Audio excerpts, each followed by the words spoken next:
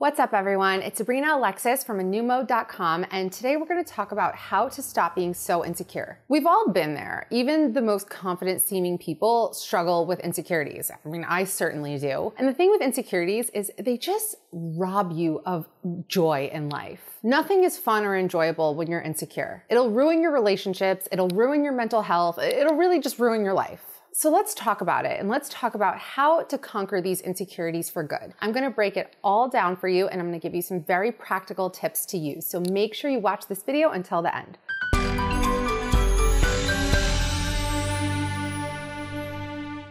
Real quick, if you like this video and find it helpful, please tap that like button. It takes less than a second. It's such a quick and easy way to help me out and help me grow my channel. And while you're at it, also make sure to hit the subscribe button and ring the bell so you get notified whenever I post new videos. Also, if you have a question for me and want to talk to me one-on-one, then go to anewmode.com/coaching and you can set something up. We can talk over on Zoom, we can talk on the phone, I can respond to your question over email. There are a few different options and I love connecting with you guys. And if you want daily relationship advice delivered straight to your inbox every day, sign up for the A New Mode newsletter, anewmode.com/subscribe, and also follow me on my socials at A New Mode on Instagram and Sabrina Alexis A&M on TikTok. I feel like I have two very different personalities on my social. Like my Instagram is more just relationship advice, inspiring quotes, motivation, but on my TikTok, what I do is I break down like toxic TV couples. Like I did a whole series on Carrie and Big from Sex and the City, and I'm gonna do Bella and Edward from Twilight, and I have a whole list of toxic couples from movie and TV. So my TikTok's a little bit snarkier, Instagram's a little bit fluffier, YouTube I think is somewhere in the middle. But anyway, let's move on to how we can overcome being so insecure. First, let's talk about where insecurities start. Where do they form? Does anyone have any guesses? It starts in our childhood, of course. Isn't it interesting how people always say like, oh, kids are so resilient, they're so resilient, and yet most people spend their entire lives overcoming childhood trauma? But anyway, that's just the case, that's how it is. Children who were neglected, as well as children who were overpraised, can develop very deeply rooted insecurities that affect everything in their lives. Children must feel seen for who they are in order to feel secure. Dr. Daniel Siegel, the author of Parenting from the Inside Out, identifies 4 S's that children need in order to feel secure. They need to feel safe, seen, soothed, and secure. Whether children are being shamed or praised, they're most likely not feeling seen by their parents for who they really are. And this may cause them to feel insecure and a loss of a sense of what their abilities truly are. And this causes pretty much all of us to develop that critical inner voice. I think we're all familiar with the critical inner voice, that voice that yells at us. You're too stupid, you're too fat, you're too lazy, you're never gonna get what you want in life. That's basically where it comes from.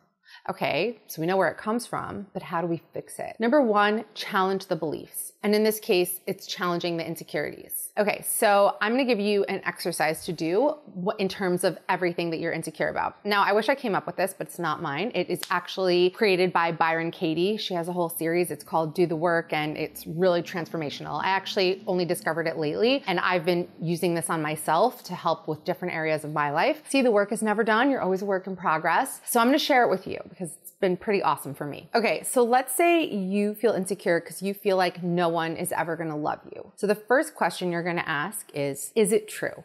Now you're probably gonna answer, yeah, it's true. I feel like no one's ever gonna love me. Nothing has ever worked out for me in the past. The next question is, can you know 100% that it's true? And maybe you wanna say yes, but the truth is, no, you can't. You cannot know with 100% certainty that no one on this planet is ever gonna love you and you're just never gonna find love. You can't know that. The next question is, how do you feel when you think this thought? Now ask that to yourself, like, how do I feel when I think that no one is ever gonna love me? I'm gonna die alone. I'm gonna say that you don't feel good. You probably feel scared, anxious, upset, depressed. So then you're gonna ask yourself, who would I be without this thought?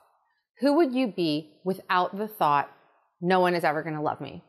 I'm gonna say you'd be calmer, less insecure, less anxious, and maybe just happier. Now you're gonna turn it around. Instead of focusing on no one is ever gonna love me, ask yourself, do I love me? Now there is the question, and that is where you need to do the work. Number 2, change how you talk to yourself. Now, the exercise that I just gave you, the Byron Katie questions, is a really great place to start, but we're gonna go a little deeper because you have to challenge that critical inner voice that's always yelling at you. You notice how the critical inner voice is loud, but like your true self is soft? The critical inner voice is always you're not doing this right, you're not doing that right. So we need to challenge that voice. The first thing you're gonna do is notice the way you talk to yourself and then say the opposite. Now, if you find that critical inner voice yelling at you saying, you're fat, you're gross, no one's ever gonna love you, you silence it and you tell yourself the opposite. No, I'm hot, I'm amazing, I'm fabulous, and I'm gonna find an amazing relationship. Maybe you don't believe it, maybe you don't agree, maybe it makes you feel completely ridiculous to even say that out loud.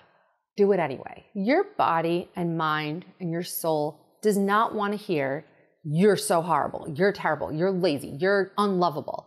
It doesn't want to hear that because that's painful. That is painful on every level, on a cellular level, that is painful. Your body and mind and soul and everything will be in harmony when you feed it positive, happy thoughts. So you tell yourself, I am lovable, I am worthy. And like I said, it's gonna feel ridiculous. Like it's gonna feel foolish to you at first, but when you do that enough times, it's really gonna get wired in and it will start to cause changes within you. It'll change the way you feel. It'll change your level of anxiety. It will just make you feel happier and calmer overall. Number 3, think back to the last time you felt secure with yourself. Now, with insecurity, it's like there's ebbs and flows. There are times in our lives where we are massively insecure, other times where we feel less insecure, other times maybe we feel really secure and really confident in ourselves. Maybe there hasn't been a point where you were 100% confident. I mean, that's a hard, thing to achieve. But think back to when you were your most secure self and ask yourself, what was going on in my life at that time? What was I doing? Who was I hanging out with? How was I living my life? What were my hobbies? Think about it and then consider how you can incorporate those things into your life now. It may have been that was a really long time ago, but you can still incorporate some of the elements of how you were living your life then into your life now. Also, for example, I was thinking about this when I, was considering this video. The fact is, I just personally, and I'm sure a ton of you can relate, felt way more secure in myself before I got heavily involved with social media. And I'm sure so many people could relate because we've never had this much access to other people's lives. I mean, maybe we could see what our friend group was doing, okay, this is how my friend parents, this is what my friend's house looks like, but that was it. That was just within our own little world. Now we have access to the whole world and we see all these people with these gorgeous mansions that they're renovating over and over again and these Instagram mommies who can come up with all these creative ideas using pebbles they found outside and create this whole cool art project. And we just have so much access into what other people are doing. And of course, as everyone says, it's just the highlight reel, it's not real. But our brain does not always make that connection. Our brain makes the connection that, okay, I'm seeing this, so this is reality. Even though we know that, okay, this is not 100% reality, it feels real to us. And I wasn't so involved with social media for a really long time. I don't know, just never really appealed to me. But because of what I do, because I'm a content creator, eventually I got to a place where there was no choice. I had to be in it. And then I just noticed that, okay, this is making me feel like a bad mom. This is making me feel bad about my house or bad about the fact that I don't have washboard abs 2 weeks after giving birth. I realized that I really had to scale it back because it was just creating all these insecurities that I didn't have before. It also just made me realize I need to not spend so much time in other people's business and only focus on things that will uplift me and enhance my life, not things that are just going to feed into insecurities. So I'm just sharing that from my experience because I'm sure plenty of you will relate. And if so, please comment below. All right, number 4, what is the source? Think of the things that you're insecure about and really try and dissect where it comes from. Now, we spoke earlier, it probably comes from childhood. That's true, but I mean, some of your insecurities could have developed not necessarily from your parents, maybe from your peers, maybe from school. So what created the insecurity? Maybe you got picked on for something, maybe it's your weight or your hair or your skin. And if that's the case, you have to realize that that's over now. That bully, I'm assuming, is no longer in your life. So why are you letting them continue to hurt you? You have to really get to the root of it. Identify when you started feeling insecure in that area. What preceded it? How did you interpret things that happen? You got picked on by, okay, for me personally, a guy that I had a huge crush on called me fat. And that just ravaged my self-image for years and years and years to come. I mean, it wasn't just that. It started with that and then other things like built upon it. And then it completely distorted my view of myself. And you have to challenge that. You have to look at, okay, I'm not that 12-year-old girl anymore. Look at how far I've come. Look at the life that I've created for myself.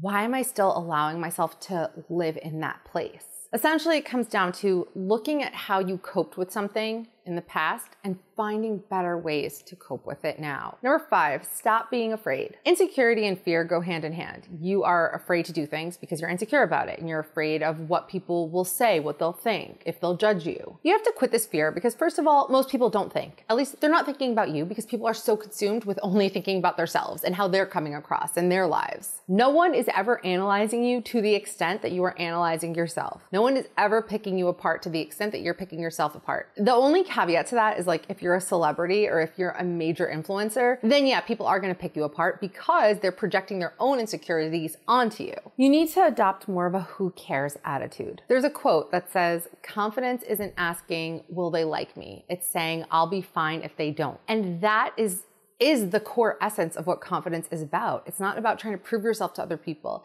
It's not about trying to figure out your identity based on how other people see you. It's about being just okay with who you are and how you interact in different situations. When you stop caring and being so afraid, then you're free. Number 6, make a plan. Okay, so you have insecurities. Write down what they are and make a plan for how you're going to deal with them. Let's say you're insecure about your body. Make a plan to try to eat a little healthier. Try and go for a walk once a day. I mean, that's just good for your mental health overall. Make a plan. Look, I'm not saying like you need to be extreme about it, but just make a plan because that will make you feel like you're proactive. You're proactively dealing with something. And this is what's going to make you feel good about yourself. At least then, like when you make a plan and you're doing those action steps, then you don't have the feelings of despair that can go along with insecurity. Like, oh, I really don't like this about myself and I'm not doing anything about it because I'm so useless and I'm so lazy. It just kind of all feeds into each other and then you get into that very negative spiral. So when you make a plan, at least you're being proactive. Find what you like about yourself and embrace that. There has to be something you like about yourself. Even the most miserable people can identify some of their redeeming qualities. So find that and embrace that and nurture that and cultivate that. Focus more on the areas that you can control, not on the areas that you can't control. Some of your insecurities might be in the areas that you can't control. And if it's not under your control, then what can you do about it? Just sit and be sad about it all the time? Like, where is that going to take you in life? Not anywhere good. Focus on what you can control. That's empowering rather than defeating. Realize that life is too short. Now that I'm in my 30s, I'm getting deep into my 30s. When I look back on how much time and energy I spent beating myself up and being so insecure in my teens and my 20s, I just look at it like, what a waste. Because of course, like I look back at myself then and I'm like, what was my problem? What did I have to complain about? You know, it just took away so many moments that could have been so joyful because I was insecure, because I was not enjoying the vacation, because I didn't want to be in a bikini. You know, there just could have been so much more joy in my life. So for those of you, especially my younger audience, for those of you who are older, it's never too late to turn it around. Don't let insecurities rob you of any more happiness in life. Because what's the point? What's the point of that? I hope this was helpful to you. If so, please tap that like button. I would also love to hear from you in the comments, some of your tips, your tricks for overcoming your insecurities. It's always super helpful to hear from other people. Also, if you want to talk to me one-on-one, maybe you want to work through an insecurity or a relationship issue, then head over to anummo.com/coaching and you can set something up with me. I'll also include the link down below. And also make sure to subscribe to the Anummo newsletter, anummo.com/subscribe, and I will see you in the next video.